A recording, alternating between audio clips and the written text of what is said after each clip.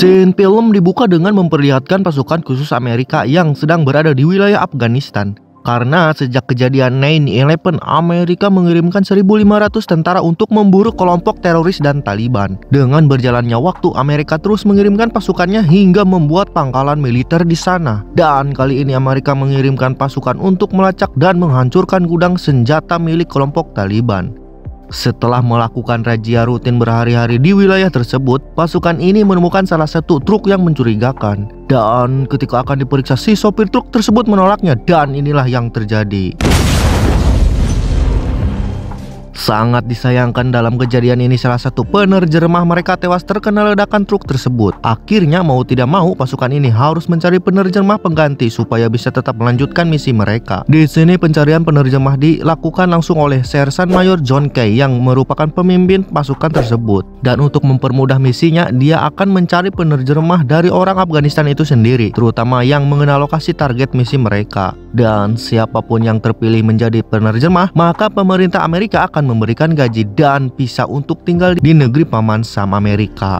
Kemudian John memilih seseorang bernama Bobby yang diketahui memiliki pengalaman cukup lama di bidang penerjemahan. Hey guys, meet Ahmed, our new interpreter. Lalu setelah itu John dan pasukannya pun kembali melanjutkan misinya. Dan berkat bantuan Bobby, mereka menemukan sebuah gudang mencurigakan yang diduga menjadi tempat perakitan senjata kelompok Taliban.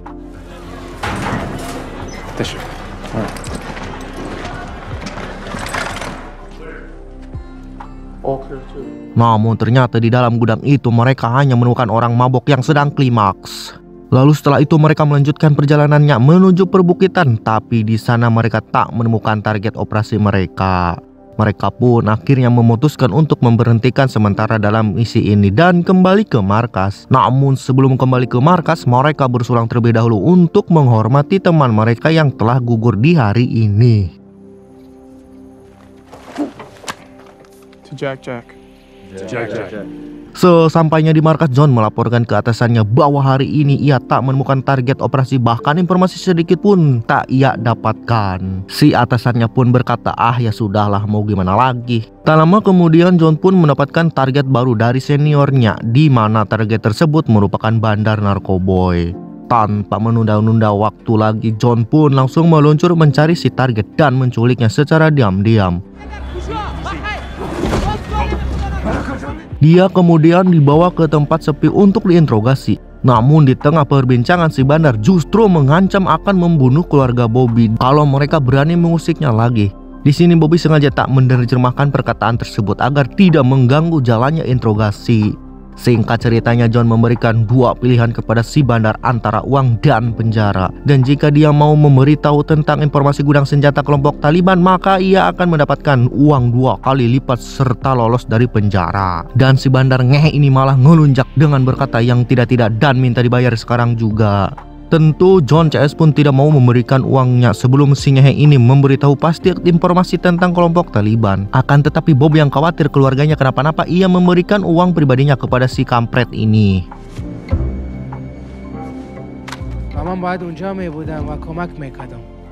Berkat inisiatif Bob, akhirnya mereka mendapatkan sedikit informasi yang dibutuhkan. Lalu ketika di pangkalan militer, John yang mengetahui masalah Bob dengan si bandar yang sempat mengancam si Bob itu, John pun akhirnya memberikan sebuah saran kepadanya.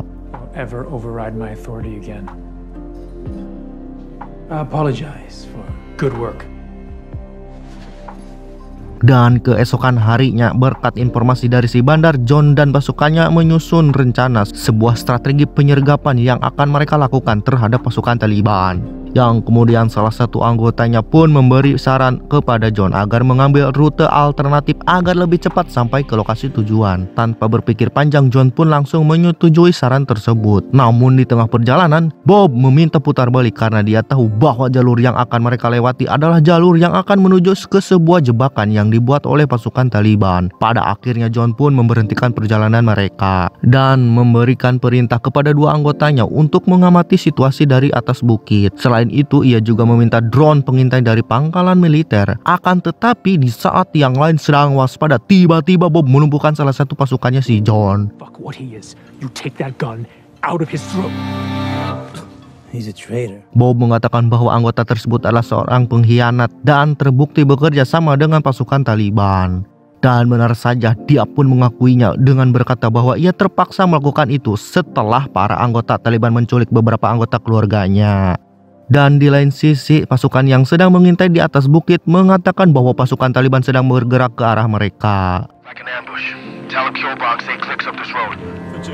Pick him up. Mereka pun akhirnya kembali ke markas sementara Bob pulang mengunjungi istrinya yang sedang hamil. Di sini Bob berjanji kepada sang istri bahwa ia akan segera mendapatkan visa agar bisa pergi ke Amerika dan hidup tenang di sana. وقت میگیرم پریشان نباش. Di hari berikutnya, John CS kembali melanjutkan misinya. Yang tujuan misi kali ini adalah menuju ke sebuah tambang, entah tambang apa itu. Mari kita saksikan saja, oke? Sesampainya di sana, mereka langsung mengamankan tempat itu. Yang kemudian Bob bertanya kepada sang pemilik tambang tentang gudang perakitan bom. Sayangnya informasi dari si pemilik pabrik itu tidak membantu sama sekali, alias Zong. Tanpa John sadari, ternyata ada salah satu anggota Taliban yang sedang mengintai mereka dari kejauhan. Belum menemukan informasi yang valid, John memutuskan untuk memeriksa seluruh wilayah tambang tersebut untuk memuaskan rasa penasarannya. Lalu di salah satu bangunan mereka menemukan tumpukan senjata jenis AK-47. Hingga pada akhirnya John dan pasukannya menemukan gudang perakitan senjata dan bom milik kelompok Taliban yang selama ini mereka cari. Tanpa basa-basi, John pun langsung mengerahkan semua anggotanya untuk menyerbu tempat tersebut.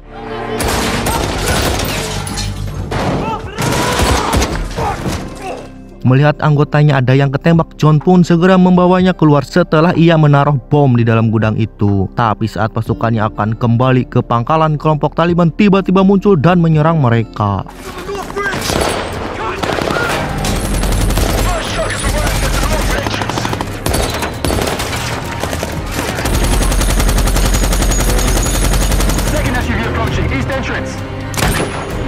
East entrance.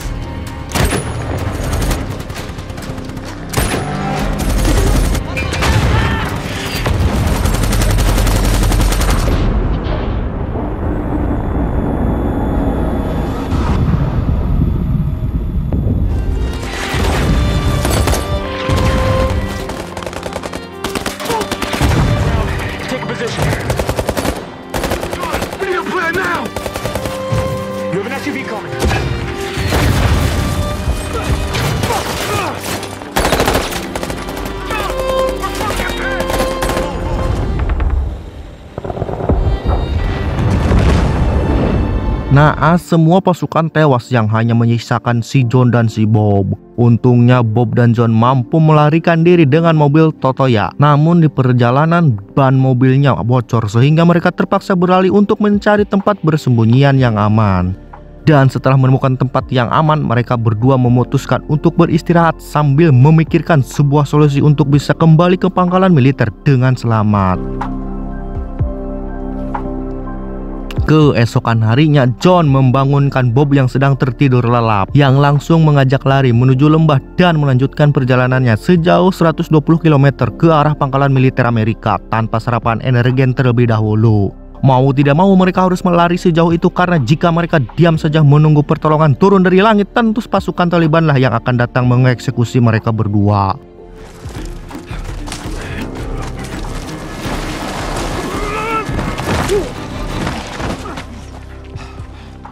Namun lagi-lagi mereka memasuki wilayah yang cukup berbahaya dan benar saja mereka melihat dua anggota Taliban yang sedang memantau tempat tersebut. Tak mau mati oleh kedua pasukan Taliban, maka John dan Bob lah yang langsung mengeksekusi mereka lebih dulu.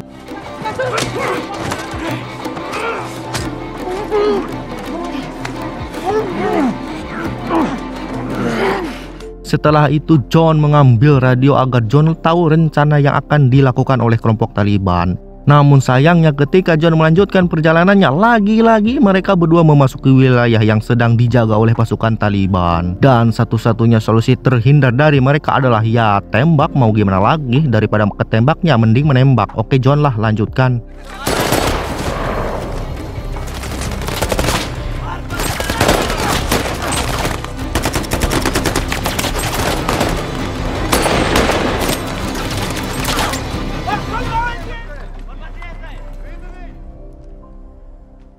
Yang akhirnya John pun kembali beruntung berhasil menghindari tembakan dan keluar dari zona ngehek tersebut. Mereka pun pergi ke sebuah perbukitan dan bersembunyi di sebuah tempat kosong, entah tempat apa ini gak tahu saya. Dan ketika sedang beristirahat itu, John mengecek radio yang ia ambil dari pasukan Taliban tadi untuk mencari tahu pergerakan mereka.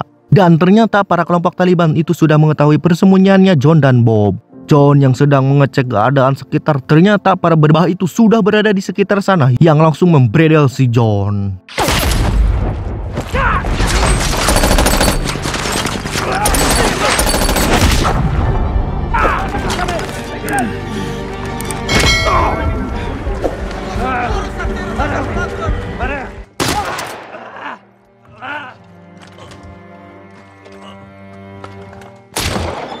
Akankah Bob dan John selamat dari kejaran para kelompok Taliban? Dan bisakah mereka menyelesaikan misinya? Saksikan di part 2. Gak usah susah-susah cari, linknya ada di deskripsi guys, oke?